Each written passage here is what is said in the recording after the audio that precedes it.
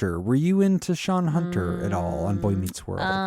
That was the friend, right? Yes, it was. He Corey's was kind of cute. I friend. liked his older brother though. That's actually Corey's older brother. His name is Eric. Eric, yeah, I liked Eric. Okay, there it is. So Yes. good. So okay. I'm So glad now we're on that's the clear. same page. Was Eric over sexual? I don't know, but I appreciate you opening up about your first sexual fantasy. From fabulous Las Vegas, Nevada, this is Pod Therapy. Real people, real problems, and real therapists. You can submit your questions anonymously at podtherapy.net or email us at podtherapyguys@gmail.com. And now, broadcasting from the churn, that's Jim, that's Whitney. Don't worry about it. This is Pod Therapy. What was your first sexual fantasy as a kid? If you want to hear about Whitney's, patreon.com/therapy. Jacob, what was your first crush? What was your first youthful TV crush movie on a like TV person? Oh, I don't know. I mean, I assume like Charlie Chaplin, Sure, somewhere sure. right around there. Yeah. Some of those early. The Inventor of the Wheel. Yeah, the Little Rascals. Yeah. Darla. Everybody on the Andy Griffith Show. All of them. Barney Fife. Yeah. Yeah. Mine was, what was this bitch's name? Brooke Shields. Oh, okay. Sure. Yeah. Brooke Shields. I think that's everyone's. Just random Mine TV too. show. I don't even remember what she was in. And I was just Currently. like, God damn. Like, Yeah. as And currently, good call. yeah. I mean, absolutely. Still all about that. Brooke Shields is gorgeous. Brooke Shields was way up there. I mean, there was like the common ones of like the models. You had your, Michelle Pfeiffer, We also didn't have Cindy. TV growing up. Like we Okay. had the three networks basically. We could get Basic NBC. TV. Okay. We get NBC. So like Walter Cronkite. Like, I think we Wow. get NBC, You were- CBS, yeah. maybe a little ABC if the wind was right. Oh. And same with Fox. Okay. But like, I think those four channels. So you were the most you that were we up ever at had. 11:30 at night, jerking off to like that blurry Walter Cronkite, late at night. Yeah, snowy TV, waiting for the signal to catch. Why would the TV be snowy for Walter You said Cronkite? the wind is a factor Oh, in the okay, connection. okay. Come on, Jim man. really took this You to the set next this. level. Yeah, I went with your scene. Like you set it up. I was with. I trying to figure worked out why inside of Walter what you Cronkite would be painted. That's what I blurred out. remember. I don't know. Oh, Walter. He was very Dirty sexy. Walter. Brooke Shields was way up there in the early days. What was the other one? Cindy something? Cindy Crawford. Cindy Crawford. Sure. Oh She my was God. beautiful. That was a big one. Yeah. I feel like she was a little before your time too. That's what I Cindy would think. Crawford? Jim went older. Yeah. I was like, That's my Why, jam. I can't help myself. an older woman. Yeah. I wasn't into those other girls my age. They Well, were so too I'm telling you, innocent. it's weird, like how you have these crushes on these old people. Then you watch kids now and they crush on older people. I'm like, what? And then you're like, Oh, oh, yeah. we all did that. Yeah. You're like, what the fuck is wrong with you? Well, like we talked about in the Patreon, area that apparently there's a 40-year-old beefcake dude in the new Lilo and Stitch movie. And I Zac didn't Efron know. was too old. I think Zac Efron is Probably like my younger. age. Yeah. Or He's probably younger, younger. yeah. I'm upset about it. Anyway, I don't know if I recommend seeing the movie. I wouldn't say in Okay. theaters. Zac Efron is younger. If you have, is he really? Yeah, he's 3 Shut years younger. up! Wow. Do you have Disney Plus? Yeah. Yeah. All right, just wait for it in Disney All right, Plus. I'll watch it. It's a whole thing. I still but- need to watch the Emotions one too. Oh, Inside Out 2? yes. Oh, I just actually, I watched haven't it watched that. again this weekend. Oh, I need to watch It's worth it. That's I a good know. watch. I want That's to. easy to watch. That's fun. I think especially as a therapist, like seeing how they're doing like this, whatever it's called, anthropologizing. What is that called, Jacob? You said this word the other day. Anthro. Don't you remember? I said a word. You fucking did. He said a lot. We had a of whole words. conversation about it, and you used the word anthropologizing, anthropomorphizing. Anthropomorphic. That's it. Oh. Yep. See, I told Wow, you. fancy No, he words. used it the other day in a sentence. Great. He did. What's the That's I- functionally no what this is. idea. origin? Anyway, the anthropomorphic anxiety. They anthropomorphize anxiety. You got it. Look, I said he knows He's what the it is. doctor, I Yeah, I know. know. He's only just walking around confirming what I said he knows. Yep. He knows 100% of the things. Anyway, Nick's not here, which is why the show is just off the fucking Yeah, rails. it's chaos. We don't care Come back, anymore. Nick, There's no please. grown-up supervision. We're doing whatever we want. Nick's in Iowa. Because I'm a bad boy. Yeah, and I am a bad boy. And Nick's apparently living it up out in the middle of fucking nowhere. What a place to vacation. No indoor plumbing. He's just He's living his best life. So whatever, Nick, go fuck yourself. But as for the rest of us here in fabulous Las Vegas, we have some great questions for today's show, and we're kicking off the order with healthy versus unhealthy stress. Ooh. Would love your opinion on health versus unhealth stress. For context, I likely have CPTSD from abusive parents. What's that mean? Complex PTSD. So if you're thinking about PTSD as like something that might be based in like an episode of your life, CPTSD is based on your life. So like if you, PTSD. Oh, so it's a little more complex than regular PTSD. Yeah. PTSD is uncle abused me. CPTSD is I lived with uncle. Yeah. Yeah. And it just never stopped. And so it just always happened. So that's another way of saying it is just a little more complex. Oh. Yeah, I guess that's probably why they say that. Yeah, so, it's a well-named. Yeah, they did a good job naming it almost seems to catch itself right there. Good job, folks. Yeah, thank you. And when I was in high school, I noticed if I was alone in my room, I would jump in panic every time someone opened a door, even when I was living in a safe home. But if I was on stage doing a play, I was calm and carefree. In the past, when talking, I think that says talking. Yes. Talking to therapists. Yep. In the past, when talking to therapists, they've suggested that this is tied to anxiety and not feeling comfortable with calm, that I should work on meditation and being more okay with peacefulness. Now that I'm older, I've gotten better at this and would like to think I can suffer through a calm Saturday. However, for work, I've noticed a familiar pattern. If maybe a little boring job, I'm uncomfortable. I usually don't last very long. I find instead I thrive at jobs on small teams where there's always a new fire to deal with. I've noticed starting new companies from scratch is something I've become quite good at. I think a lot of this is just personal preference. I like a good problem and the ability to mix things up every day. However, I can't help but notice a similar pattern of thriving in chaos and not dealing well with stability. Any suggestions on behaviors I can notice or clues I can look for to give me a sense of if I'm making the decision here or if my childhood is making the call? Thanks, PDSD, which I assume sounds for South Dakota. No, PD is a spokesperson for Sunny Delight. Oh, have you seen the new alcoholic Sunny Delight? No. I'm against this. This is bullshit. No, I think it's great because we're the ones who want to drink Sunny Delight. I mean, I think it was gross. It's kind of clearly marketed to us. But it's marketed toward adults. It just feels immoral. It's Thank you. I feel like everyone else loves it. Hard like, Capri Sun. It's like, what the fuck is this? I would rather have the purple stuff. Oh, purple drink? I like purple drink. That was their ad. They were like, oh, there's purple stuff. Oh, there's Sunny D. Oh, just be like a picture of purple Kool-Aid. Give me the purple. That's purple. right. I will take the purple stuff. Yeah, know, take dude, my I kinda chances. Did you ever drink Tang? Sure. Okay, so you were more on the Tang side of the street. Tang was already a novelty, though, when I was a kid. It was established. Yeah, it wasn't like, we're going to go have a nice thing of Tang. It was like, hey, let's try Tang. Yeah. Okay. Oh, okay. So that was like it was already... Like it was already not a normal thing. What was the normal? Was it Kool-Aid? Oh, Kool-Aid was very ubiquitous. I feel like Kool-Aid, Coke, Pepsi. I feel like tea always existed in my family. It was always just like a pitcher of tea. Oh, yeah, there might be some tea somewhere. We were Southern. We had pitchers of tea. But it was like there's a pitcher of tea in my refrigerator right now. Tea. Do you do sweet tea? I do sweet tea when I make it at home. I make my good old fashioned Louisiana sweet tea. Louisiana. But don't tell me it's old fashioned unless it's in the orange plastic pitcher. Nope, it's in a glass pitcher. I don't know, buddy. The plastic pitchers and the microplastics and all this stuff, I buy into all of that. And I buy into it enough that it bothers me, and so I don't buy the new stuff. I'm with you on that. It may all be bullshit. No, I buy into. But no, I kind of don't care. Okay, it might all be bullshit, but it bothers me enough just thinking about it that I buy the glass one or whatever. Okay, yeah. So this is complex. Yeah, difficulty. PTSD, very complex. Yeah, feeling calm. That C is doing some heavy lifting. It is doing some. So if I'm reading this right, it sounds I don't like mean Whitney. Yes. Nice. Well done. That was good. That was really good. Solid. I was like, solid work. Just subtle. Just triple entendre.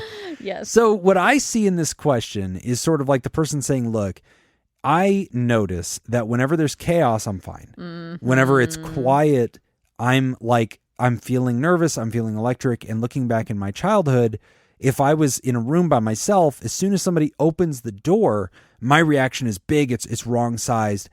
And you'd think that I startle easily. You'd think that like I'm jittery or I'm squeamish, but you put me on stage, you put me in front of other people, I'm great. And the same thing today as an adult. Like if I'm within my own thoughts on a casual Saturday, I'm restless, I'm not doing well. But then you put me in the Milu, you put me in a small group project where there's always a problem. Milu? I'm fine.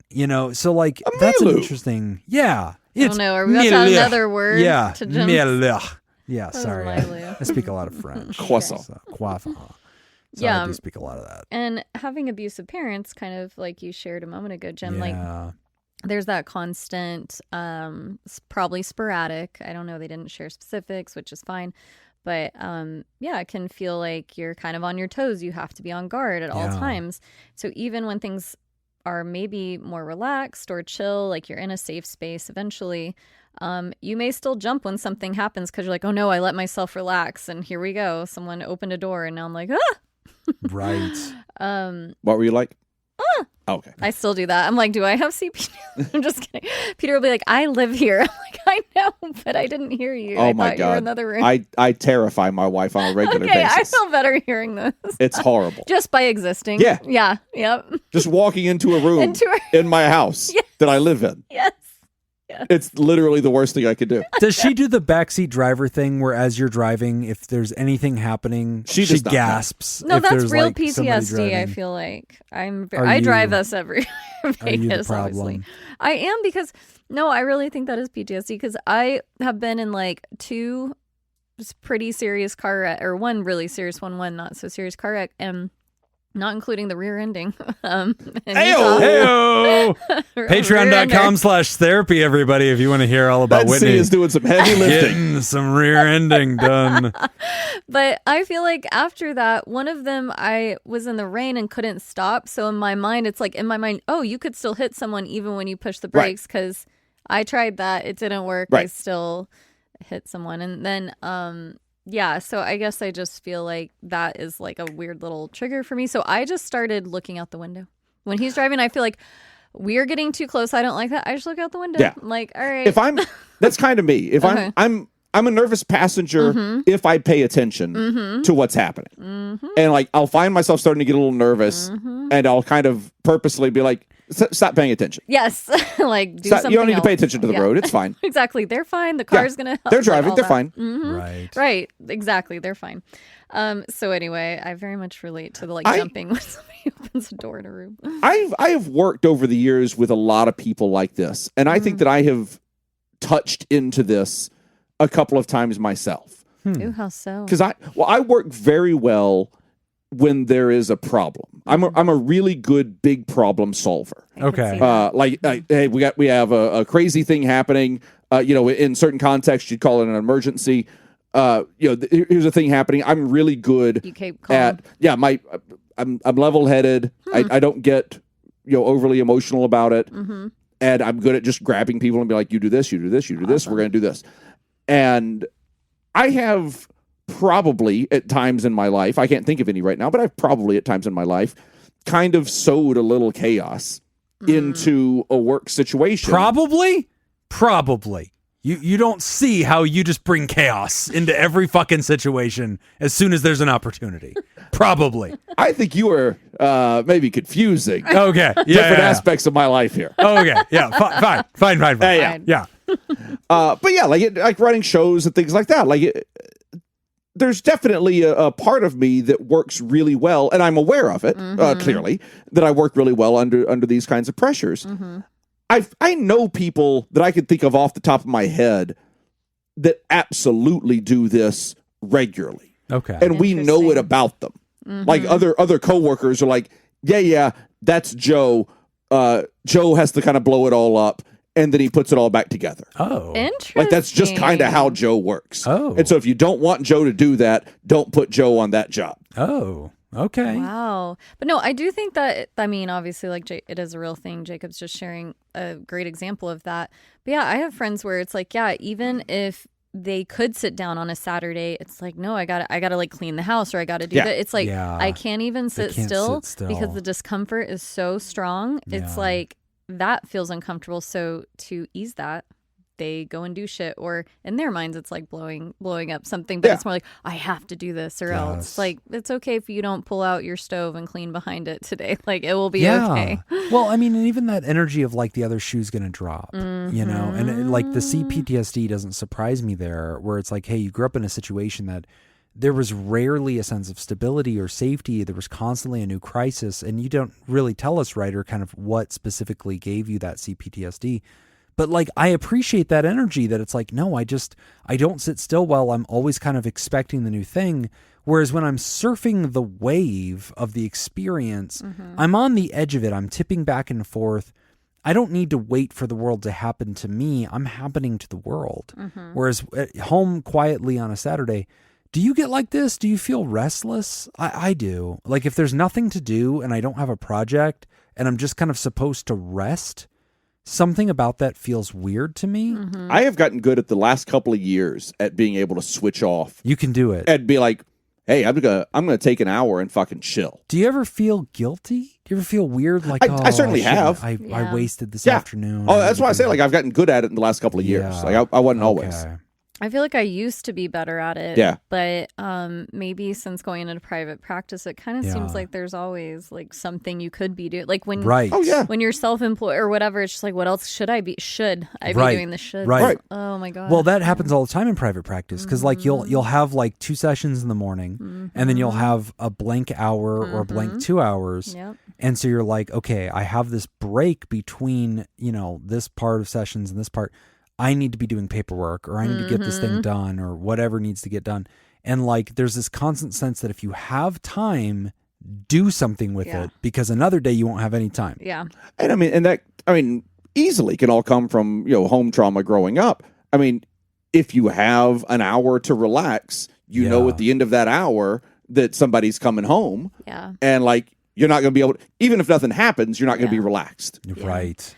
I do feel like that has been more self-inflicted for myself. Like, I was the opposite before. I actually was just thinking about this the other day that, like, for me personally, I, in the past, have found TV very addicting for me. I will some of it is modeled behavior. Grind it up and snort it. Yeah. Just like modeled behavior of like living in chaos exists. Yeah, right. But then I would feel really bad that like, oh, I just wasted my day, or I like rotted my brain or whatever. Right. And I used to tell Peter, I'm like, man, if we could just not have a TV, I just wouldn't. It's like, if I could just remove it, I would. And he's like, but how are we going to watch football? And I'm like, fuck. Solid point. Brings up a good point. Solid point. Brings up a good point. Don't like that. I'm like, well, so we have Do you have a TV in the bedroom? No. Yeah. We have one TV in our house. Oh, really? In our living room. That's kind of where we draw the line, too. Oh, okay. Like, I don't want it in the bedroom. I have a theory on this. My theory is if you have kids, you want a TV in your bedroom. Oh, that's fair. Why? Oh, because then they might be like watching something in the living room, or you can let whatever. them bogart the big TV, or if y'all just want to like watch it like an adult. We watch a lot of porn, and it's only in the bedroom because we're responsible. Yeah, exactly. Because that's where the kids hang out. Yeah, exactly. Exactly. They sleep with me. Did you guys go back to the living room? No. Like, jacket it, Dad. Leave me alone. Oh, Lord. Okay, sweetie. So y'all don't have TVs in your bedrooms? No. Where do you, I mean, Jacob, I've been to your home. You have a big TV in your main room. That's pretty much it. That's one it. on the porch. You also have one on the porch. Yeah. That was the other place we've thought about, is hanging one on our back porch. Yeah. Exactly. Yeah, like we have an outside TV. Did y'all have garage TVs? Like, no. Anyone hangs out in the garage? I grew up in Vegas, so it's too hot. Oh, okay. Yeah, your shit would melt if you had anything in the garage. Oh no, yeah, we have the big one in kind of our big room, and we have the one outside, and we have one in our guest wing that like guests watch. I guess when they're that's out for there. them. Yeah. Okay. We don't even have one in our guest room. We have two others that are sitting in my storage room right now that just are sitting there. Yeah. Yeah, no, I like the peacefulness. We didn't ever get in a fight about that, but if we stayed in hotel rooms, then the TV's there, and I mentioned this like kind of addictive. I'd be like, oh, like what's on TV? Like I just turn it on. Peter be trying to go to sleep. He gets so pissed at me. I'm like, sorry, and then I turn it off, and he'd be all mad at me the next day. I'm like, SJ does love hotel TVs.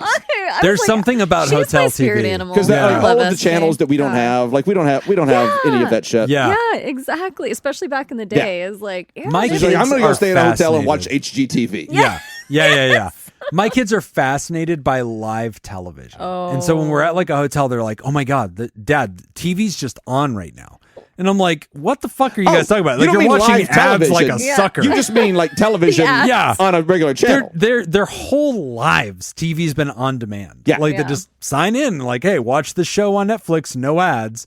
And then they're like, oh my God. Sometimes like the other day, well, not the other day, a couple of years ago, I got my kids a handheld FM radio. Oh my God. Changed their lives. They were like, oh my God, like there's just in music the air playing. And you can and I'm like, why would you listen to this like an idiot whenever we have Spotify? Like I pay for Spotify. It's on your phones. Pick whatever song you're interested in. Like, no, this is way cooler because like there's a whole station and it's just like different songs you wouldn't have thought to listen to. And I'm like, dude, this is upsetting. I miss radio a little bit. Not so much the ads. And they just repeat the same 5 songs. It's always the same song. Anyway, so Ryder, the point here is... Okay, yeah. Is it like their childhood making the decision or is it them? I feel like that's kind of a really interesting question or thought, which my opinion is that our childhoods are what make us who we are today. I mean, 100. In a very like, Yeah, I think your childhood's definitely part of the equation. I mean, to me, like getting in that headspace where you're finding it that you're really restless whenever you're calm. I wish I knew the solution to that. I feel the same way. Like I get like this weird neuroticism of like, oh, I'm bad. Like if I'm doing nothing, I'm like, oh, I'm letting people down. I should be doing something better. I should be researching or recording something for the show or doing something better. And if I'm not doing anything and I'm just like playing a video game or something like that, yeah, there is this weird like energy that's sort of like, then you bring like more down. stuff on. You're like, I started working here. I started that. I'm like, Jim, what I know. the fuck I are keep you doing it. No, and it just makes my life so bad. Like I just keep signing up for all these things. And then my wife's like, dude, what the fuck? And I'm like, no, I'm so unhappy. Like, I need to stop doing this. And she's like, why do you keep doing that? And I'm like, I don't know. Because like when I have downtime, I'm like, I need to do something. So I take another job. I am so good at telling people I don't want to work for them. You need to call my Jacob God. next Like time. even my friends that call me and they're like, hey, can you come work on this for me? And I say, yes. I won't even let them pay me. Because I'm like, I don't want to work for you. Oh, okay. I don't want to do any of I'll come over and just help you out a little bit every now and then. Yeah. But like, I don't want to add anything to it. Like, obligation. That's it. Yeah, you don't want the obligation. You get what you get. That's it. Like, I'm just showing up. I'll help out. If I'm here, it's as a favor. That's right. And that's 100% of the energy. Yeah. I'd rather you owe me than give me $100. Oh, that makes so much sense. I know. My question too is like, is it... I can't help but notice a pattern in thriving chaos. Like, is it a problem? Yeah, it's an interesting kind of dynamic, right? Because it seems like Ryder has found a way to surf this. You know, like they found that like, okay, I do well with chaos. Let me get myself involved in things that are kind of chaotic and I succeed. And like, great. Kind of feel like those people need to exist in this world. Good. A little bit. Yeah, exactly. Wow. Yeah. I'm glad you're the kind of person that can parachute in and lead the tribe to success. Like we need people like you. It is appreciated that this is a difficult thing on your own, though, that when you're trying to just relax, there is this sense of like, I cannot quite turn my brain off. I always feel like something bad is going to happen. And referencing back to childhood, like I couldn't even be in a room by myself. You know, like if somebody popped in the door, I was always afraid of what was approaching me and like just being caught off guard. Especially a lot of those formative years, like 0 to 4, 0 to 5. Yeah. I mean, gosh, so many neurons are connected then. Did you have your own bedroom growing up? Yeah. Okay. Yeah. I did too. I was like, did you? There's only 2 of you, right? I know that like a lot of families are a little bit strict about this kind of stuff where sometimes it's like, oh, you don't have a door or like, you know, like there's some kind of transparency rules or like in this writer's case, like people are just kicking in the doors all the time. Yeah. I don't remember having much of a fear of like people walking in, but I do remember being really embarrassed. Like if I was like playing with my G.I. Joes or something and somebody walked in, even though I was a little kid, I remember feeling like exposed and like seen and being like, no, like what an invasion this is, and Yeah. just feeling like humiliated. Yeah. Like, do you relate to that? No, I do. I have one moment still at 38. It's ingrained in my You were mind. playing with your Barbies at 38? The Wow. G.I. Joes. Oh, you G.I. Joes. Sexist, Jim. Yeah. You know what? Shame on you. No, I've I been don't know corrected. how old I was. Well, I had to be older than 11 because of a timeline. Anyway, so I was at least 11, and one of my parents basically, like, I was doing something weird in the hallway, like dancing, or I don't know, like something goofy. Yeah. And then I turned the corner, and like one of my parents was there. They were like,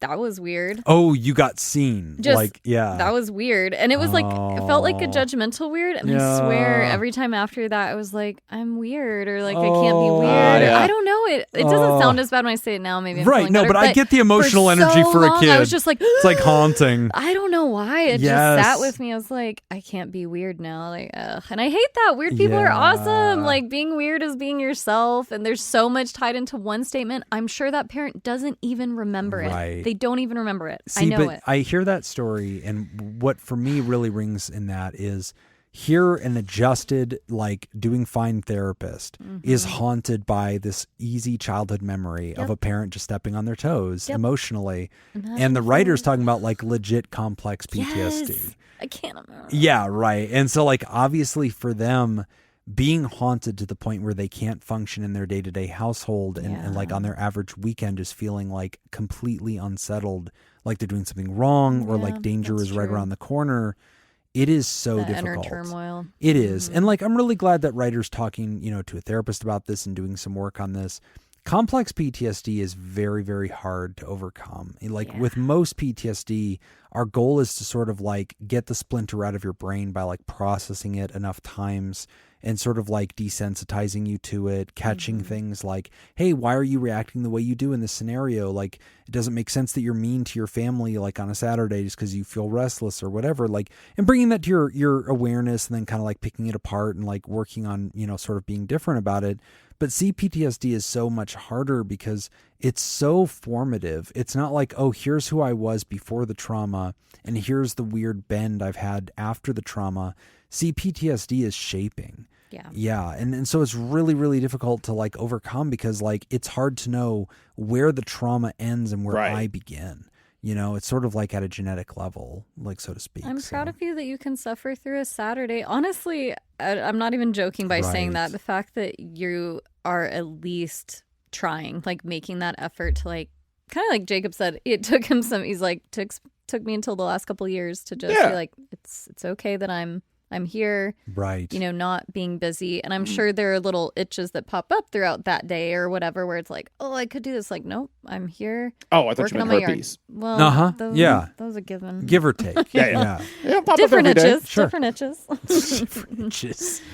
Yeah. Anyway, writer, good luck with this. I mean, I love hearing that you're working on it. I mean, I wish we could, kind of tell you, here's one weird trick to solve it. It's not that way. I mean, but I guess I do want to normalize what you're going through because this stuff is formative. It is haunting. And, even with good therapy, it doesn't always go away. But what does happen is we become very aware of ourselves and our reactions. And so like we might not be able to control our first reaction, but we can think it through as it's happening and we get better and better at like slowing that down. Yeah. Which is tremendous because like obviously when somebody walks in and says, oh, hey, do you want to go to lunch? We don't want your energy level to feel threatened or bring this kind of like antagonism against that person. We don't want that to be what they sense in you, and we don't want that to be the way you emote at them, right? And so like the fact that you're doing that personal work, catching these things, slowing that down, becoming self-aware and processing it out is tremendous. And it's tough because like in these scenarios, sometimes we can even tell family members like, hey, it's not you, but like I am startled really quickly if somebody comes into a room. And like there's value to that. Like I do see the value of like teaching people about ourselves. And I can also see the other side of that, which is like, hey, this is my thing. And like, I need to work on this. I can't ask the world to accommodate me. So it is a hard thing, writer. But listen, I'm glad that you're working on this. I appreciate the letter. I appreciate shining a light on this kind of stuff. We don't get enough chances to talk about PTSD. And I just feel like you just humanized it, which is really, really necessary. Yeah. Anyway, we're going to take a quick break. And when we come back, we're talking about feeling like I don't matter. You're listening to Pod Therapy. Today's episode is brought he to has you the answers? Do you know it? What? You have that part of the script? I mean, you sent me the script. Is it written down? Today's episode is brought to you by Jake Schneider, Malia, Richard Macy, Sunny Boy, Thunder, Cougar, Falcon, Scoop, Slurpee K.A. Motherfucker, Sandra McWaffle, and Gabriel Adame. Oh, wow. Would you like Elena. to sponsor a show? Become a therapy partner at patreon.com/therapy. Wow. Okay. Jacob's good at Good this job, Nick. You wrote things, and Jacob actually reads the script. All right, so Emma's new horse is Pony Soprano, as everybody's aware. That is the official new horse of I just started PodTherapy. watching that show. Oh, okay, good. Because I just watched episode 2 the other night. all right, you may be a bit fucked So because good. today's questions are about The Sopranos. All right. And I have all the answers. You two are facing it off, and it's 2 points if you It's shoot gonna from be the hip, or you can take. I have watched The Sopranos. Yes, I feel like he has a good. Well, I have an excuse to not know the That's answers. That's true. I All was right, humiliated after Whitney, we're going to Princess give Bride. you the first shot here. What is Okay. the name of Tony Soprano's therapist? 2 from the hip, or you can shit. get the options. I want options. All right. Option A, Gloria Trillo. Option B, Lorraine Bracco. Option C, Dr. Jennifer Melfi. Or option D, Dr. Elliot Kupferberg. The first 2 didn't have doctor in front of them? They did not. So then C? Hey, she got it right. All Dr. right. Jennifer Melfi. I was also 1 thinking C. point on the board. Good job, Whitney. This I is- got one, yes. I Yes. have the 2 episodes. in your You're 2 taking the episodes, lead. that was covered content. So Well, I feel felt like you very got it. seen since he had those ducks in the first episode. I was like, oh my God. Very Like, solid. This is my show. This is that actually really resonates. Yeah. And speaking of which, number 2, Jacob, what kind of animal does Tony become obsessed with in season 4? Oh. Seeing it as a symbol for his family. Is it? Oh, no options until you ask for them. No. Could have helped you if it was episode 1. I know, right? Like, She's sorry. got an encyclopedic knowledge Got of 2 episodes. so many things. That sounds vaguely familiar. Options. Give me the All options. right, options are a bear, a duck, a dog, a deer. One of these animals I'll go becomes duck. symbolic. It is a duck. All right, good. Get that point. There it is. Where's your little... Quack, quack, quack, quack. Oh my God. There we go. Yeah. Well done. Whitney, back to you. Dang it. Those are Who the 2 I was knew. the first major character to die on the show in season 1? Spoiler alert, duck. Whitney. Oh. Options. Ooh, all right, your options are Jackie this sucks. Alprile Sr., Brendan Filone, Pussy Bonpensiero, or Richie Aprile. I actually know the third one because we're watching the second episode where the teacher's car is stolen. Yep. And the kid's like, Pussy says da-da-da. I was like, what? What is going on? That's here? Uncle Pussy. I don't know. C, because that's the only character I Pussy know. Bonpensiero is incorrect. That's not it. And you know what? I'm not going to tell you the right answer because I Yeah, don't want here. to ruin it for Okay. you. I'm gonna It close doesn't my matter. ears. It does The matter. answer is Brendan. La, la, la, la, la. All right, you're good. You're Okay. good. You're good. Okay. All right, so Well, I it's know it wasn't him. 1-1-0, aka a tie game. Good job, everybody. Wait, don't I get another question? You bet your ass you do, my man. Here I we was like, Whitney go. got 2 questions. Number 4. What is the name of Tony's favorite strip club, which also serves as a front for his operations? What is that? That is the... Oh, it's a good name. Oh, it's the Bada Bing. Bada bing! Yeah! That is The for 2. motherfucking Bada Bing. Bing! Yes! awesome. Jacob jumps to 3 and takes a commanding lead in the game. Well Amazing. played, sir. Well played. Good damn show. That is so. I'm excited. You know how I'm supposed to watch a show in completion Yeah. for my 40x40? Oh, do you need me to get the calendar out? No, please Okay. don't. Please don't. In fact, right, I won't. I've been working on watching a show. I've been watching Archer. Does Oh that my count? gosh. Would that so count? Funny. There's a lot of seasons, so I'm just working through season 1. You know what, Jim? I feel like you're slowing yourself down enough. I don't think you need our help. Okay. Did you ever If eat you the- watch all of Archer, it counts. Yeah. Okay. Okay. Great. I'll take a win. I have a question though. Somebody sent you the strawberry plant? Did Yes. you grow a strawberry? That died. That died. I don't know why you even asked. And Well, I it's was like, it's that was gonna hurtful be that you brought it up. This thing that he grows and eats. Yeah. Emma sent me a strawberry plant, and I grew it, and there was a strawberry.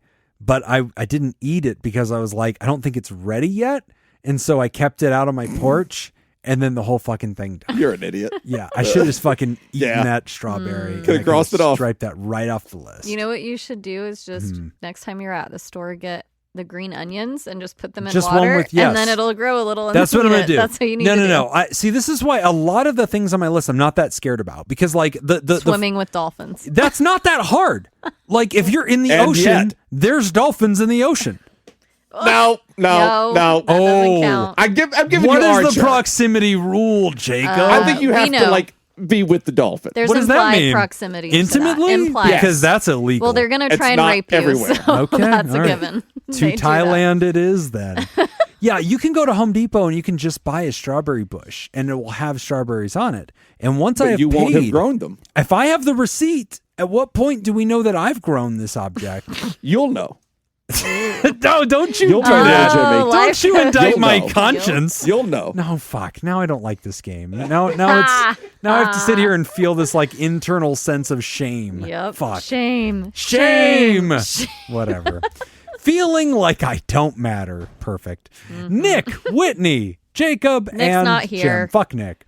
Fairly new listener. I heard the queue might be running low, and I thought, why not? Ask a question. Bear with me, as this one may take a little bit to unpack. I'm a male, and I'm also a twin.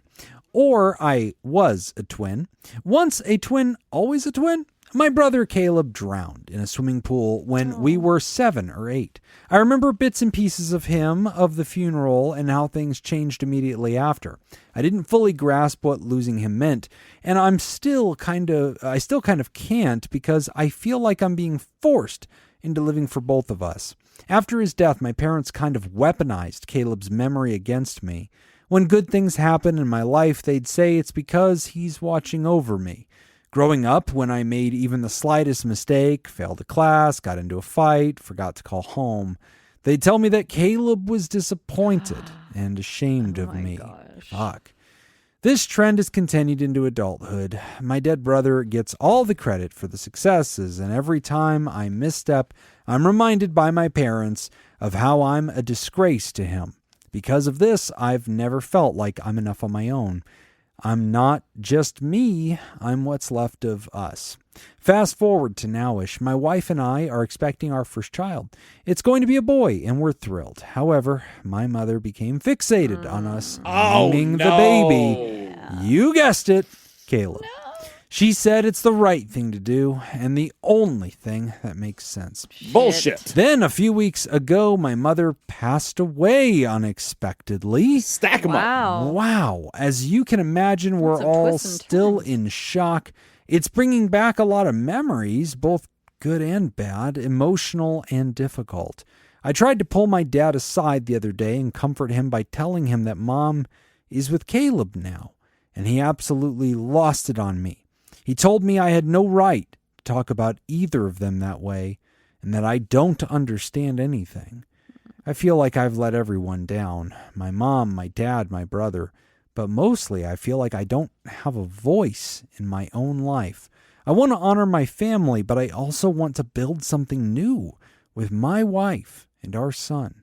I want my child to be his own person and not a constant reminder of the grief I've spent my whole life carrying. Am I being selfish? Is it too much to ask to leave the past in the past and build my own life? How do I help support my dad without angering him? I don't want to forget the memories I have of my brother. I don't want to forget my mother or go against her wishes either.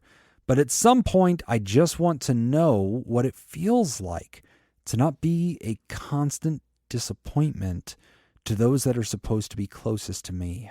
Thanks. Adam. You have to name your son Mother. Oh, that's it. Okay. Or we had some leftover names from the horse contest. Okay. Pony Soprano's off the table, Adam. You can't have it. But George Bush hates black babies. That is offensive. It was clearly horses. How dare you? How dare you sully the good Yeah, baby? but the writer doesn't have a horse. Okay, all right. You know what? He's not expecting a horse. Bush hates black babies. Full name, writer. We Expecting just a baby. solved your problem, my man. You knew what you were writing into. Yep. Well, gosh, Jeez. first of all, I'm sorry It's for so much terrible. loss. Yeah. And Yeah. congratulations I on having a know. new baby. Yes. And I bet that feels weird. I'll bet. Too. Oh, my Jeez. God. Like being happy about something Yes. has got to feel weird. So Oh, my gosh. complex. Yeah. You have the right to be it's a wonderful thing. Yeah. You have the right to be happy about it. You have the right to you certainly as you know intellectually, you have the right to name this baby anything you Of want to name it. course. Of course. As long as it's Jacob. What as long a- as it's not Tony Tony Soprano. That one's taken. Yeah, you can't Yeah. have that. But no, it Jacob's it free. really is fascinating. I Jacob, think. please name your son Jacob Jr. Of course, there's a level. we could direct some Patreon money. We could pay for this kid's college if you're willing to sell naming rights. If you name this kid Jacob Jr. and just forever be like, oh, who's the junior from? Like, I don't know. It's just this podcast guy I listen My to. name's Adam, but you know, his name's I'm just a fan. Jacob That's a good name. Jr. Yeah, it's a good name. Oh, I don't expect him to name the kid after my last name. No, that would be silly. That would be ridiculous, Jim.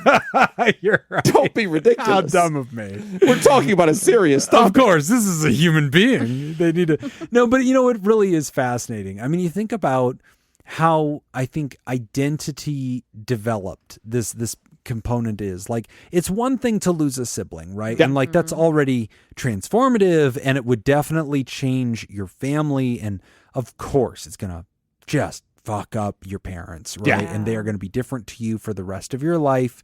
And clearly they coped by constantly referring to the lost sibling as a way of like, you know, being okay with, you know, celebrating you and being okay with being happy that somehow there is this tipping of the cap to the lost child. An old friend of mine had this happen to her. She had one of her children die, Yeah. and her youngest. And she has, I believe, 3 surviving children Okay. that are, I think, all of them are teenagers now. Mhm. One of them might be like a preteen or something, but they're in that age group.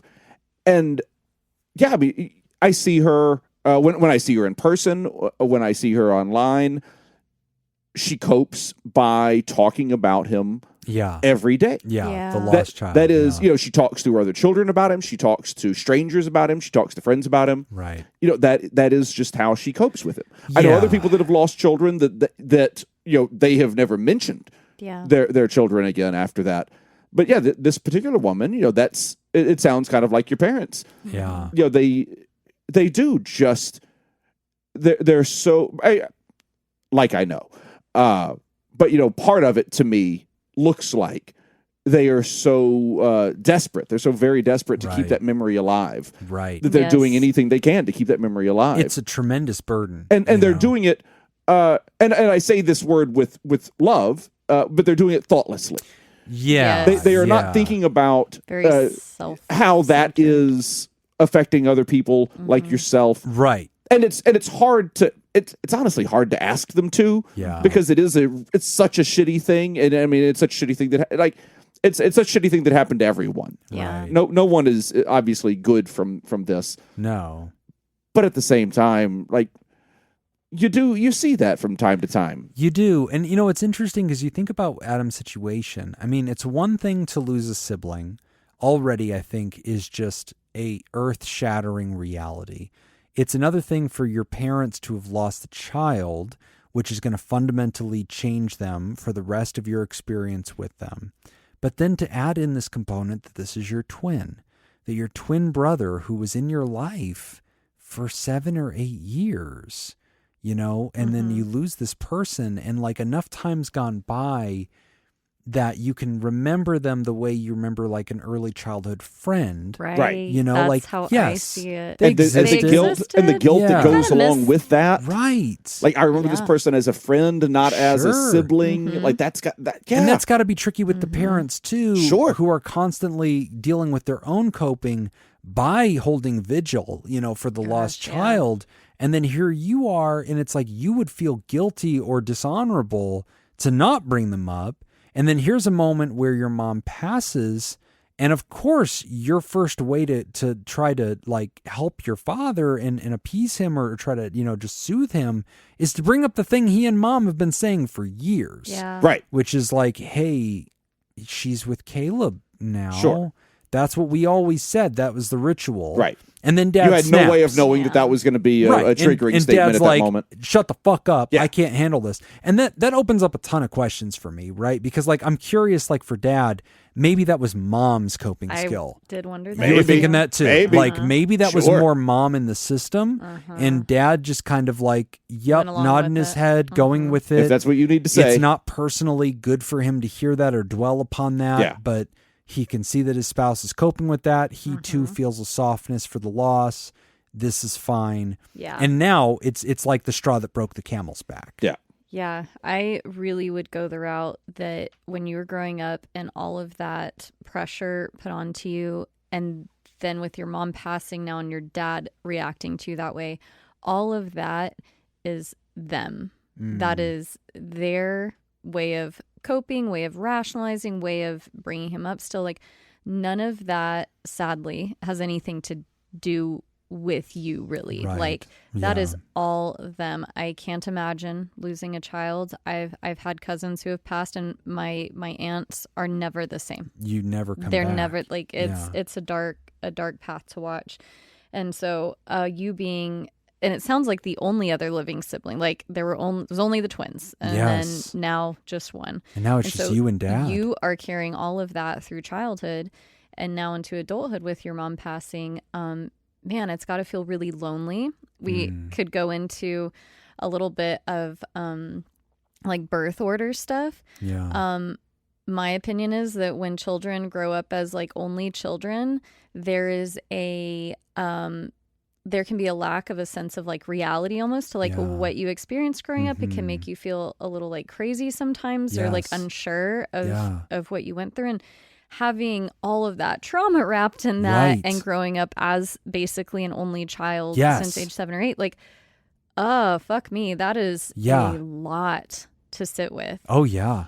And so I think I mostly just want to remind you, Adam, that as much as I can, this is not about you. Your dad's snapping on you. He's lost a child and he's lost his wife now. And I'm so sorry that he did snap on you because I would be just as confused and hurt and shocked as you are. And then going into like, wow, I thought I was doing the right thing. This is what I've been told and trained my whole life growing up. And here I am coming in.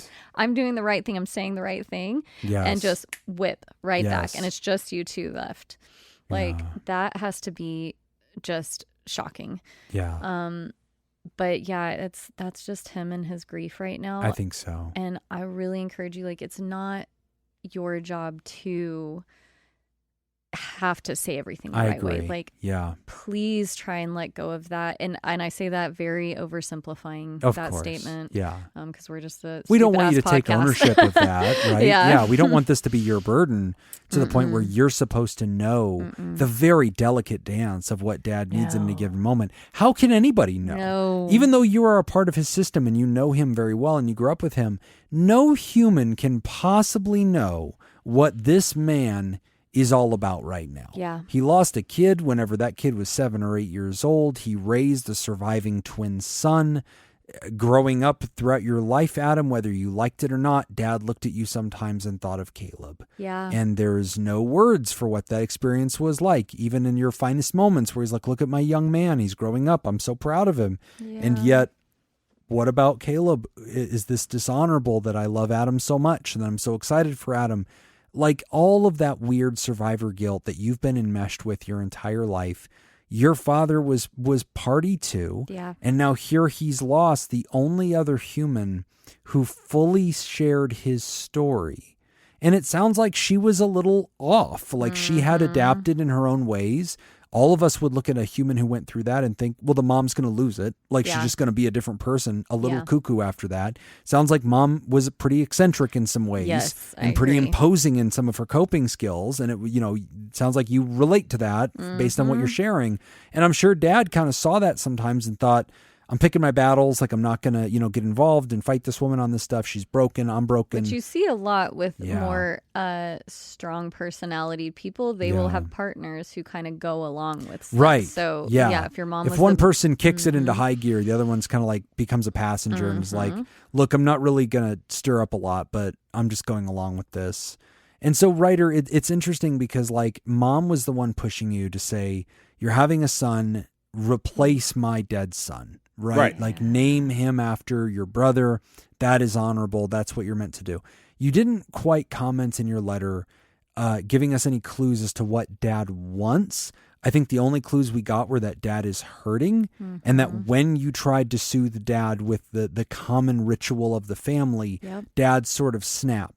And I think for Whitney and I, we're interpreting that in all sorts of ways. Yeah. Like, that could mean dad was sort of hostage to mom's emotions too all this time and is sort of like, please fucking stop. Like, that's enough. A bit of a release there. Right. Yeah. There could be this like anger of like, hey, I dealt with this shit for a long time from your mother and like, that's enough. I don't have words for this, but this just fucking hurts and it never felt good to constantly bring this up and I don't want to hear this shit anymore. Maybe. It could just be that dad's just in a bad place and he's grieving and he's raw and he just doesn't have words and he doesn't want to be soothed right now. We're told anything good because it feels dismissive of a loss that cannot be calculated. Yeah. It's impossible for us to fully get a grip on like what the realities are, but you do bring up this sense of like just over assuming personal responsibility, especially with mom being gone. And look, I know you don't need permission from some voices on your phone and on a podcast.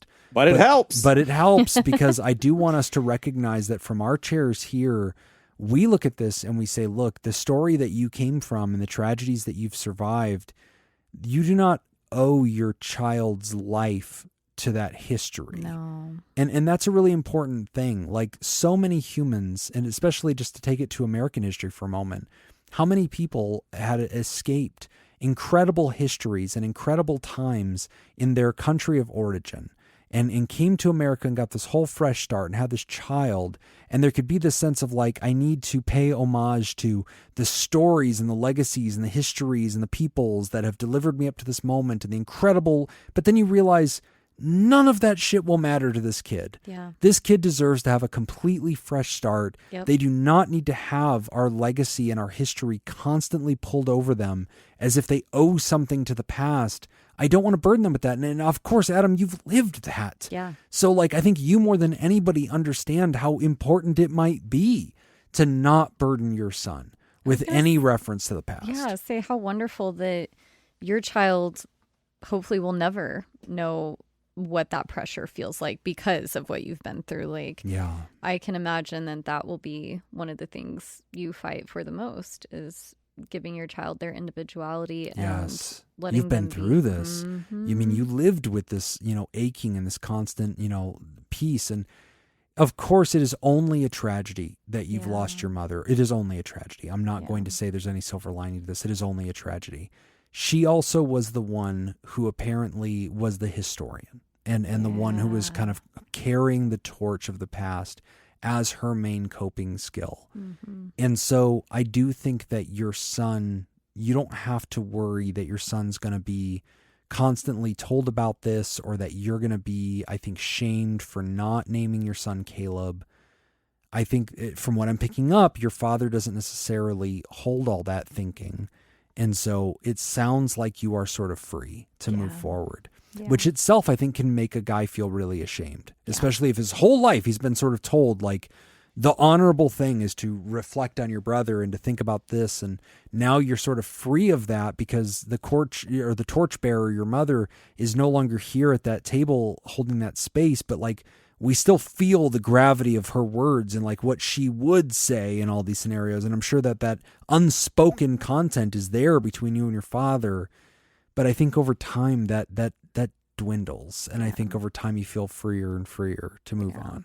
I think it's complicated too, because sometimes when people especially die unexpectedly in the midst of such life-changing events, it's like you don't really have a chance to even have closure about it. Like I would imagine it's hard to not be like, well, okay, I want to name my child something else. And I didn't even have a chance to like, just let my mom know that, you know what I mean? Like the closure that comes with sorting through that, it just feels like betrayal instead. Yes.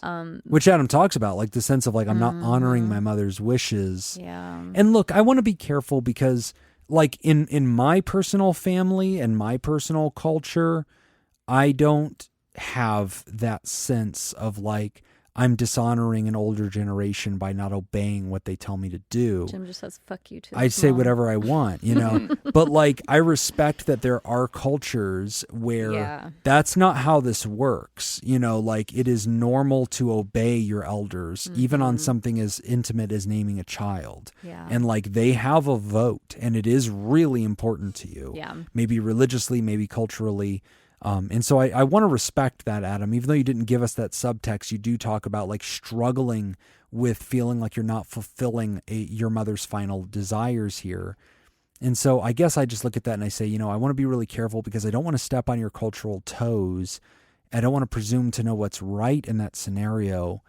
But boy, therapeutically, I want to talk a lot about authenticity. Yeah. And I really want, this is your child and like this is your family and it's your future.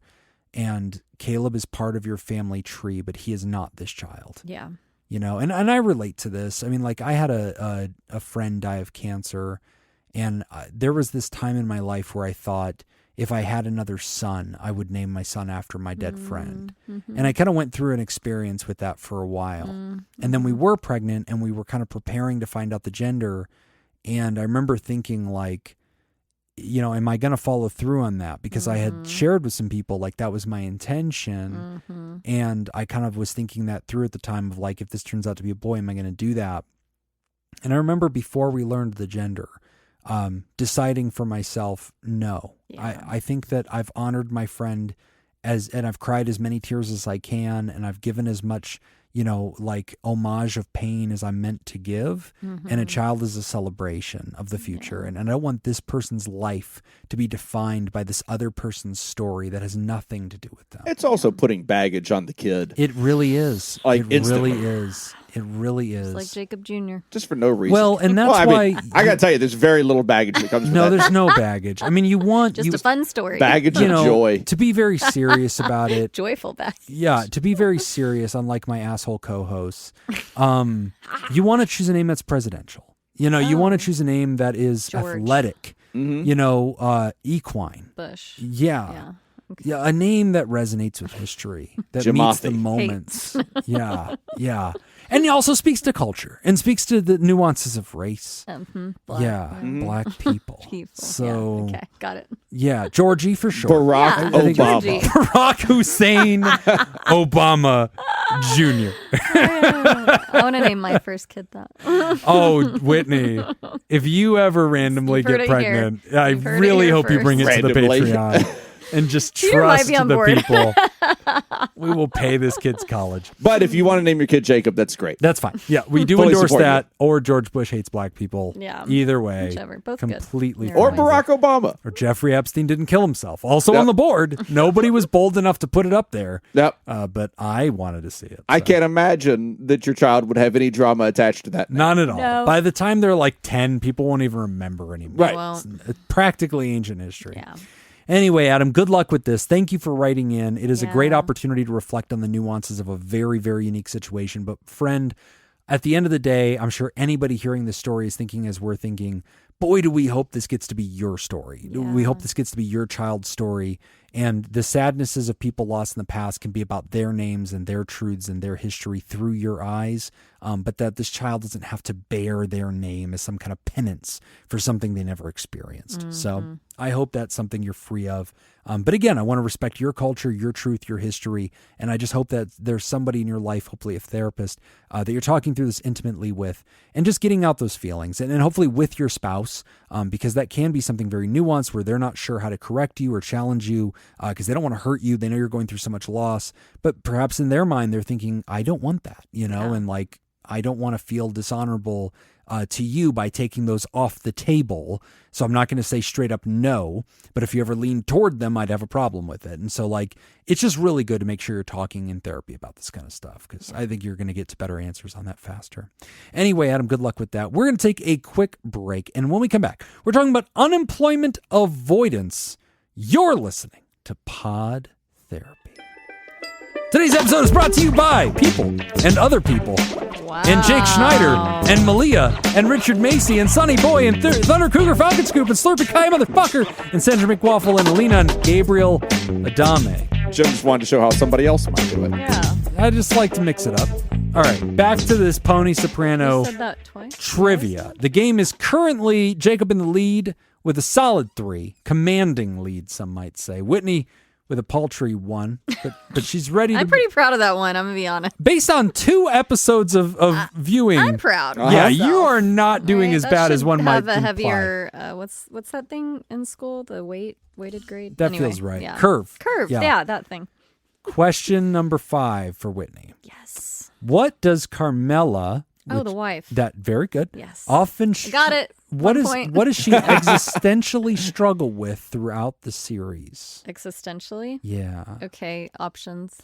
Gambling addiction, her own criminal past, her Catholic faith, and complicity in Tony's misgivings, or personal substance abuse. I think C. That is correct. I'm just going to go C. Whoa. Every Yes. Oh. Just C's get degrees, girl. She's Yeah. got it. She's staying competitive. Look at me. We got a Yeah. solid 2 2. points. Yeah, she's I'm hanging very out. proud. And I like That that was we're the Catholic also, one, right? Yeah, that's the Catholic one. Yeah. And I like that we're also giving you some things to look forward to in I the know. series. I'm like, ooh, I'll forget it anyway. Yeah. Peter's was like, no spoilers. I'm like, I'm going to Has he ever forget. seen It's it? fine. Neither of He you's has ever- watched it. Oh, he has. He watched Okay. the second episode with me. He's like, you want to watch another one? I was like, no. It is very, it's so good. It's very good. I think I watched the first 2 seasons and then I kind of drifted away. But yeah, no, it's super, they super reference good. so much shit that is so old. Oh, Like, yeah. Right. they're stealing like laser players. I was like, Oh, Peter's like, those laser are so disc? old. Laser disc. And I was Yeah. like, what is that? Peter's like, they're like between DVDs and Yeah, what? And I was like, records, yeah. I don't know what I that remember is. those. You never And had yeah. laser discs in school growing up? No. Oh, damn. That's the only place I ever saw them was in school. Yeah, I only ever saw Like, them in where school. did they play them on a TV or what? Yeah, like Yeah. school districts would invest in them because they thought that was going to be like the future technology. Oh my Yeah. gosh, our Yeah. schools were too smart. I think Laserdisc, that must have been part of Laserdisc's business plan, was get them into Oh, I think so. schools and Yeah. get kids comfortable with them. Oh yeah, and That's then a good hope point. but that they were would they were catch idiotic. on. 'Cause Yeah, they really were. They were DVDs that were the size of a record album. yeah, Gee, they were I don't huge. remember any of these. Anyway, Yeah, that was they were just hilarious. ridiculous. Yeah. And they were so expensive. Yes. And they didn't record as much data on one as you would think they should. Yeah. So you'd still have to switch the discs during My movies. God. Oh yeah, my it was a whole thing. VHS was just way superior and cheap as yeah. fuck. Yeah. You know, so Totally. that was the Okay. way to go. Sorry, I had to just throw that out there. Well, good. I'm glad we got to cover that. Jacob, back to you. Which character is revealed? Oh, close your ears, Whitney. Okay. Which character is revealed to be an FBI informant in season 2? Oh, is that Pussy? That might be Pussy. It is Pussy. Yeah. Oh no, she heard me. Oh, I didn't know what the no. question was. Oh, good. So Okay. I thought that. Okay. I thought that good. happened later, but all right. Okay, you get 2 points. I know So it. All You are sitting right. around at 5 to Yeah. Whitney's 2. Back to Whitney. Okay. Whitney, what does Tony feed to the ducks in his pool in the pilot episode? This girl was made for you. I mean, come the fuck on. I know. It's 50% of all the episodes you've ever seen. I know. But This I watched that happened. one like 2 months ago, and then I watched. So okay. I'm 2 episodes in, but I Do you took want a gap. options? Yes. All right. Bread, corn, sausage, or crumbs from a cannoli.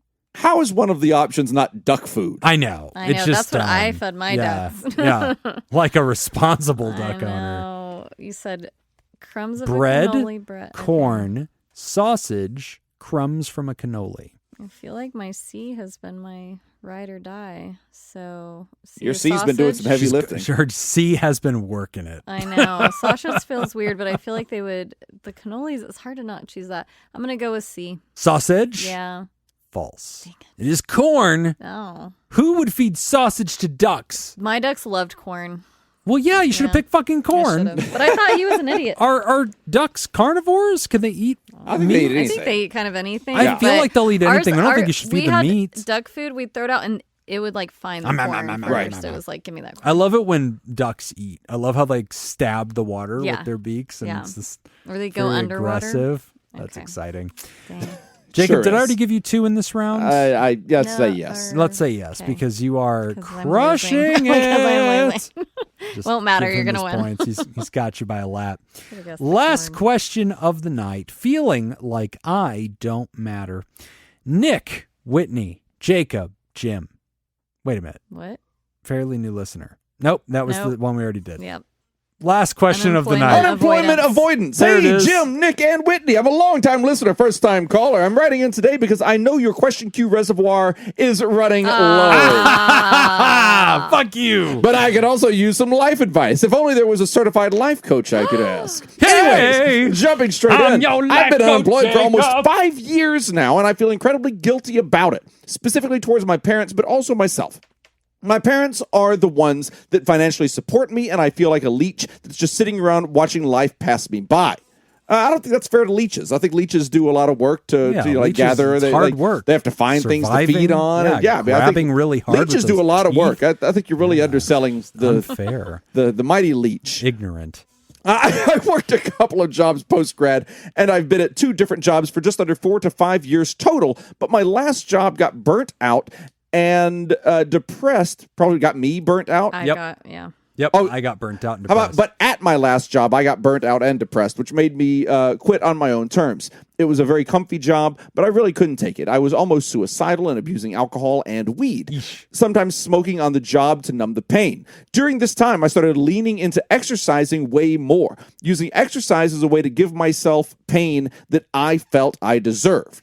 Fast forward a couple of years, I've successfully quit the alcohol and the weed and have still been hitting the gym, working out almost daily, learning to love it. I'm working on my full driver's license and I'm trying to build up something more meaningful. Yep. Okay. I'm making good general progress, but I still feel very lost in my career and life. I've been lost for the past 5 years. Sure, the years are getting better, but in comparison to the people around me, I'm still way behind in terms of most people. I'm trying my best, but I still feel like a loser, which makes me avoid people. I carry this shame and guilt thinking I'm not worthy of people because I can't provide for them, especially a problem in meeting new people and in dating, which I'm also avoiding right now. See the pattern? I know I shouldn't compare myself to other people. Yeah, you know we're going to say that. Come on. You've listened to the show. Or leeches, you asshole. Yep. I know I shouldn't compare myself to other people, and I know there's more to life than having a career and or money. I'm aware I don't need to provide to have worth. I have many different attributes that can provide value, but I can't shake this feeling off that I need to be working. The real problem is I now have an avoidance of work. I don't want to look for a job. I don't want to have to go through rounds of interviews proving my worth. I don't want to embarrass myself. I don't want to be seen. It makes my knees weak. I also don't have any IRL friends, and I only leave my house to go gym and run basic errands.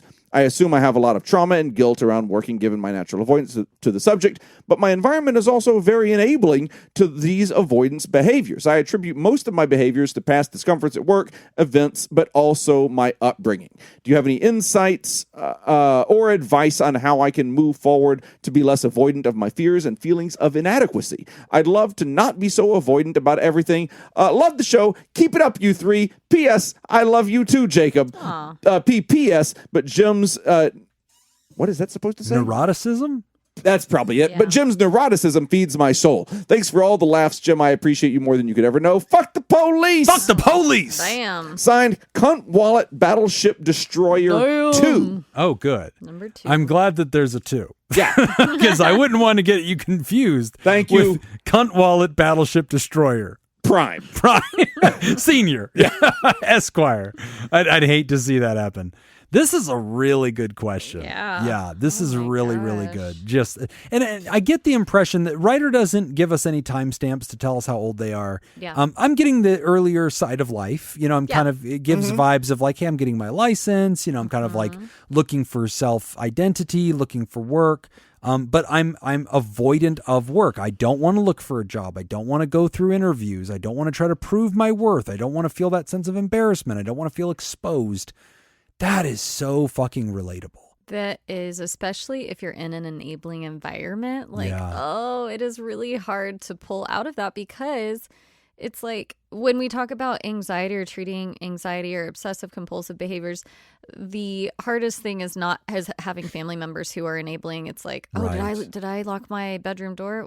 Can we turn around and go check? And they'll do it. And they'll do it because they're like, oh, well, there's there's no harm. We'll just be a minute late. Whatever the story is in their mind, but they do it. And so that just feeds the monster kind of. And so if you are in an environment where they're like, you don't have to work, just take your time, work on you. They care about you. It sounds like, they're trying to be caring toward you, but you're like, it just doesn't help. I have a lot of anxiety around getting out there, applying for jobs. Could be due to past, struggles in jobs. If you have a fucked up experience at a job, it doesn't make you really want to go get another one. Right. Writer seems to already kind of struggle with this sense of like self-worth. I mean, this point that the writer kind of made very subtly about, I was working out to experience a pain that I felt I deserved.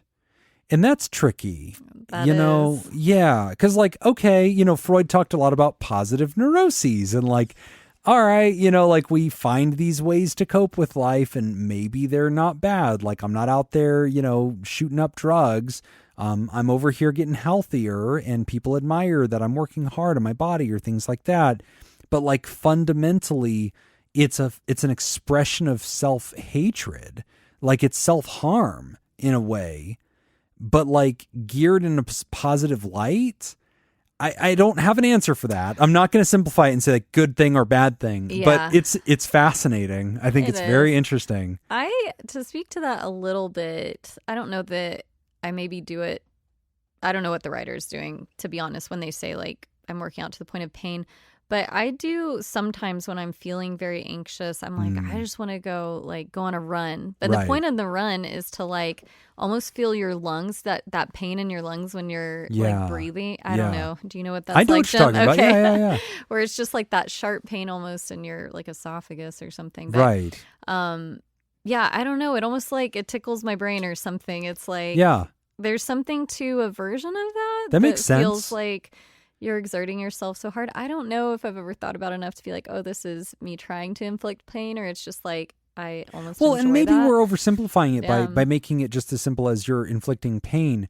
There's something about making tangible something that is emotional, and I think a lot of us do that. Yeah, and that's a very real thing. That's a good way where sometimes I want to go work out and I want to feel the resistance of this weight and I want to feel the burn in my muscles, like a challenge to yourself almost. I want to make it real because I'm dealing with something I don't know how to language or how to put a finger on. I need to experience this differently and metabolize the emotion. So absolutely, of course, running would do that, working out would do that. I don't necessarily see anything wrong with that at all. I just wanted to shine a light on it because, that's good. It tells us a little bit more about the psych profile. People have different ways of, quote, self-harm, for sure. Yeah. Well, and it certainly seems to maybe cascade into this writer's talk about hey, I'm dealing with a lot of struggle with being seen and sort of putting myself out there. And I have this incredible avoidance that's beyond mere, social phobia. There is this really complex energy, surrounding this. And it's interesting because, that kind of does hold hands with, and I used to work out to the point of hurting myself to sort of feel like I deserved that. And so it's a self-flagellation sort of energy.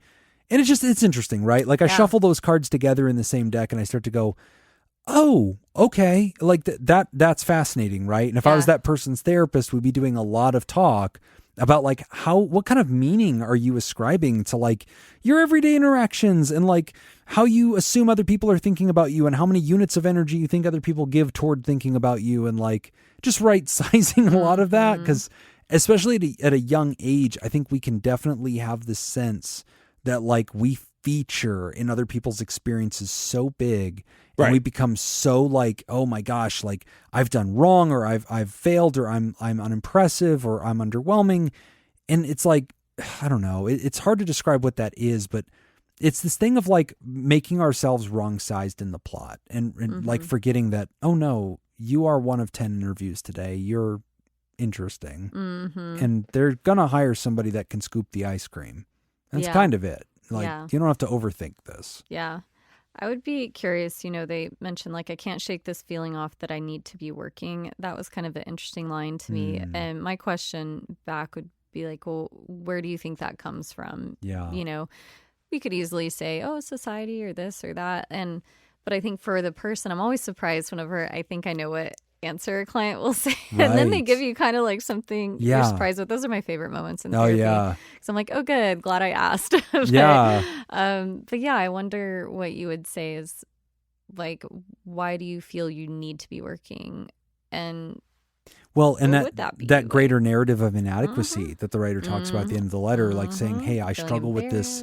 Yeah, this sense that like I'm not enough. And therefore that is part of it too, which I appreciate the writer's perspective here because it's something, these dots I don't connect very often, but they should be connected because they're very relatable. Like a human who is struggling with the sense of inadequacy and like hypersensitivity of self and like fear, and then asking them to go out and do job interviews, which are already on the top 10 list of things people just naturally are pretty aversive to. Yeah. They're not looking forward to. It's considered a very anxious moment. Your worth is being sized up on a monetary level. Mm-hmm. And like you're going to be ascribed identity as you look for a job and all this pieces. And like, here's this human who's already struggling with the sense of like self-doubt and inadequacy. And then that also restlessness feeling of like, but I don't feel good being lazy and doing nothing. So I can't just retire in my 20s and have peace with that. Like, I feel like I should be doing something, but then I'm crushed every time I try. And so now here I am in this weird catch-22 that I need to find something. And it's tough because like, I feel like a lot of people these days, they seem to have, ironically, because I think AI is going to kill us all, Whitney. Well, it's definitely going to take over all the jobs. All the jobs. Yeah. It's all coming UBI down to is the coming. AI. Yes, we need UTIs. Hopefully we get those checked out. Yeah. Get some cranberry juice. Get those cranberry juices flowing. Got to grow the cranberry bush. Yeah, that's right. Somebody needs some cranberries. But like, I think about like, how ironic it is that young people today, often their first job is a gig job. Like they're delivering for Uber Eats, or they're working for Instacart. Yeah. And like, that's interesting, right? Because I think a lot of our first jobs, millennials, we didn't often have the option of picking something that was non-interactive. Yeah. A lot of times your first job really was the frontline person. Like you're the clerk, or you're the valet, or you're the concierge person. Like you're just the front desk. You're the job that people don't want, which is usually like the interactive job. Yeah, a lot of people jobs. Or you're working at a fucking kiosk at the mall, like selling cleaner for sneakers or whatever it is. So like true. Those were the jobs, and like retail, it's interesting. Right, retail fast food. Like, yeah, you're a waiter. And like you just think like, wow, that's so interesting that like a lot of people now can kind of find these roles that they don't necessarily have to do that. They stay isolated. Yeah. And that's pros and cons, I'm sure. Like in some ways I think, oh, good. I'm glad there's a lane to accommodate people that would have not been very good. Mm-hmm. But then another part of me thinks, and yet humans seem to need to be challenged and experience that. It's reminding me of this story I just read. I started reading a book called When Panic Attacks. And the first, like one of the first stories the writer shares is how they were very averse to like blood. Oh, okay. But because they're like a doctorate or whatever doctor, they went through a version. A doctorate is a girl doctor. Yeah. Mm-hmm. Okay.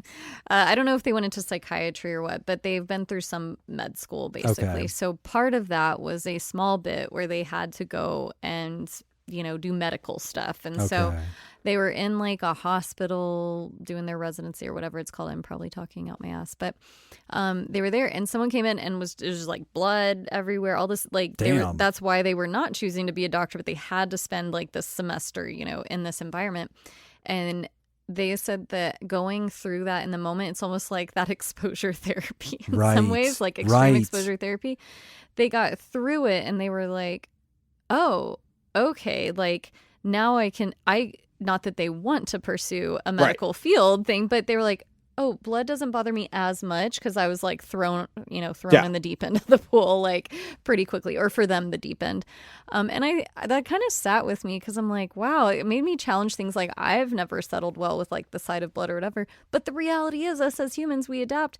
And if I had to see blood every day, I'd probably like just get used to it. I wouldn't love it, I'm sure, but I wouldn't be like, oh, I'm queasy and like, I'm fine with blood. I'm fine with most things.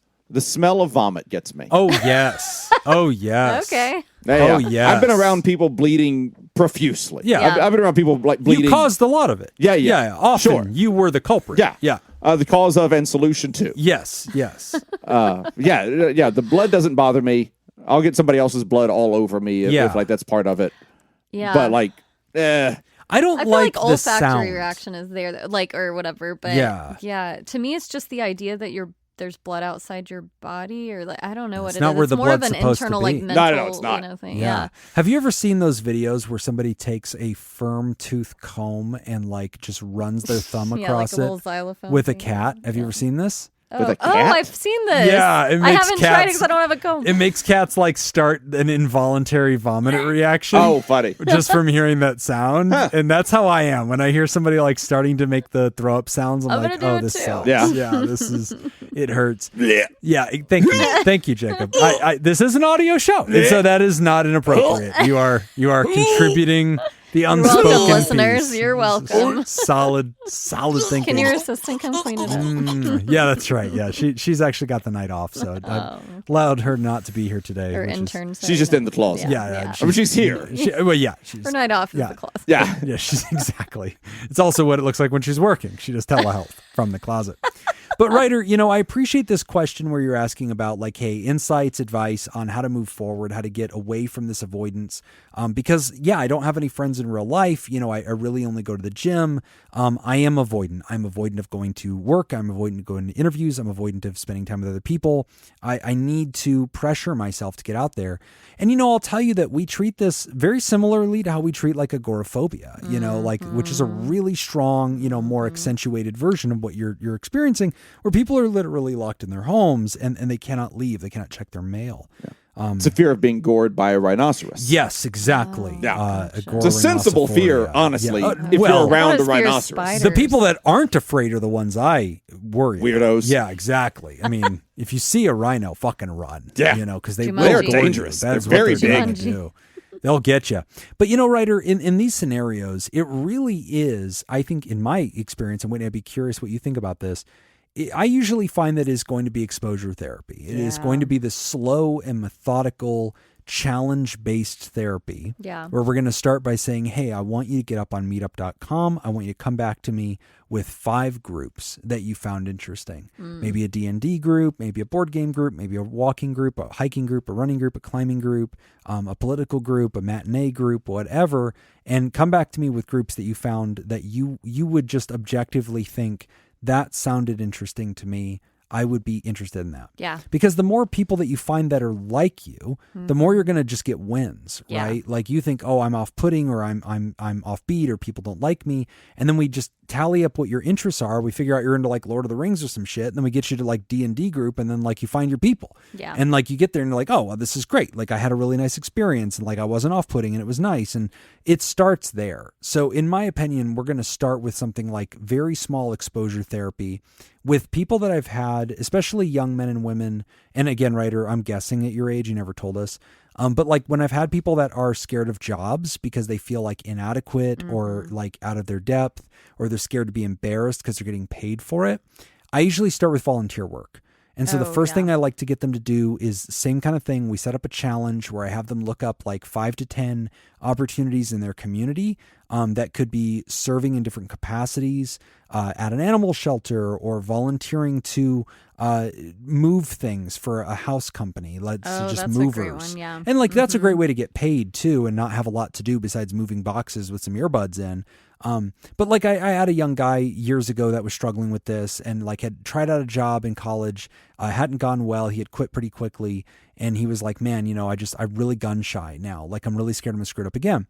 And so, we said, great, let's get you connected with this volunteer association that was attached to a church. And basically it was like widows, like, people that were older that were moving houses. They could call the church and like young college guys would show up with trucks and like move their stuff. Yeah. And just for free, just a thing the church would do.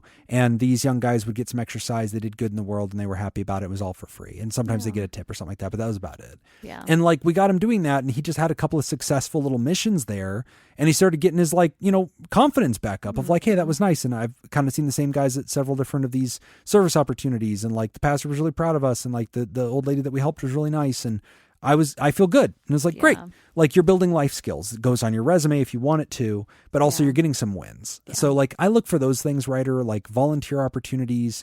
That's a great way to do it. Starting with like low stakes mutual meetup groups that are around a shared activity instead of something very direct, those like small sort of indirect options sometimes build up confidence and expose you enough that you could start processing what that experience was like. And maybe that starts building up to things that are more formal, like an interview or, job work. Yeah. Yeah. I like that.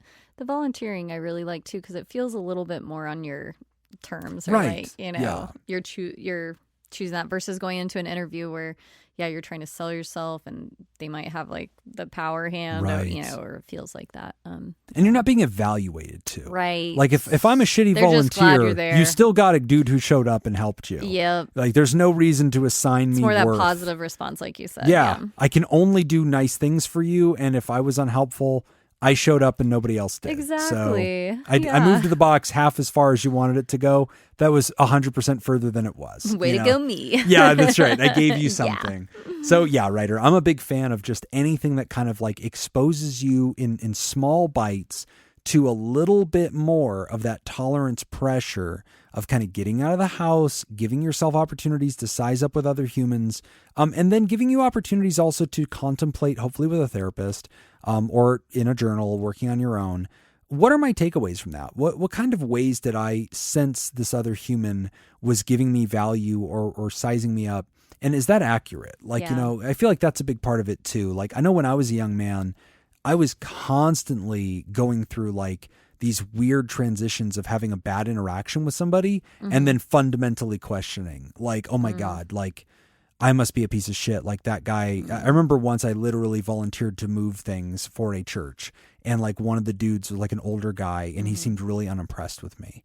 And like I was trying to like show him like, hey, I'm with you every step of the way. I'm carrying what you carry. And he had like made some kind of like offhanded joke about like, oh, this boy can't keep up with us. And I remember being like, but I tried really hard today to like show you that wasn't the case.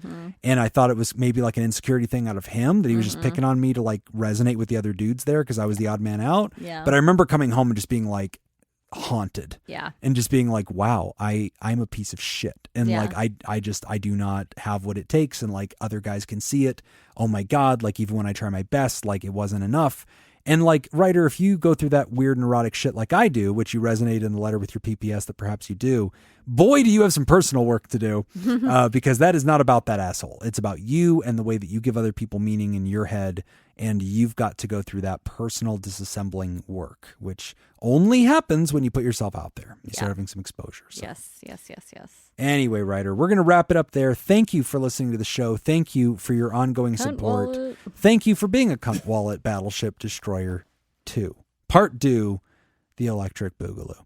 We're going to take a quick break, and when we come back, we are wrapping up the show. You're listening to Pod Therapy. Today's episode is brought to you by Jake Schneider, Malia, Richard Macy, Sunny Boy, Thunder Cougar Falcon, Scoop, Slippery K, Motherfucker, Sandra McWaffle, Elena, and Gabriel Adame.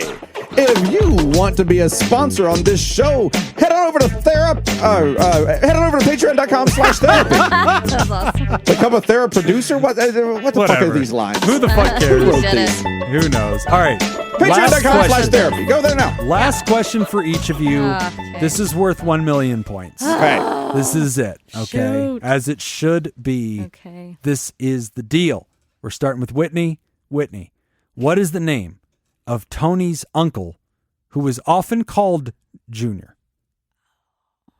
Okay, options. I'm going to give you a hint. His last name is Soprano. Oh, thank you. Okay. All right. Now, what are the options? The options are Anthony DeMeo, Corrado Soprano, Phil Leotardo, Carmine Soprano.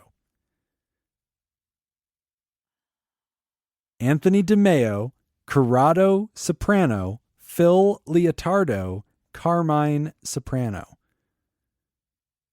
Carmine is someone in there, isn't it? I don't like know. A person. It's very Italian. They're all very, except for Phil. Phil, not very Italian in here. Anthony, sure. Felipe. Felipe. Uncle Carmine. I'm going to go with that one. You're going Carmine Soprano. No. Oh. With the steal, Jacob, for 1 million points. It's the second one. Corrado. That one. Wrong. It's Phil. It is Corrado. It's Corrado. It is definitely Corrado Soprano. In fact, the last one was on my list as Carmine Lupertazzi, but I knew if I gave you that last name, it wouldn't even be a guess. You would just pick the only one that ended in Soprano, I didn't like how it was phrased. Okay. So I denied you that opportunity. For the win, Jacob, where does... I'm already winning. For another win. Yeah, she can get the rebound. He said for the and win. And tie you for infinity. Where does Furio, a person Whitney's never heard of by episode 2, eventually move after fleeing the U.S. due to his feelings for Carmela? Oh, I don't remember. Ooh, you want options? Sure, yes. Naples. I was like, Italy. Rome. Oh, okay. Back to Italy. Right.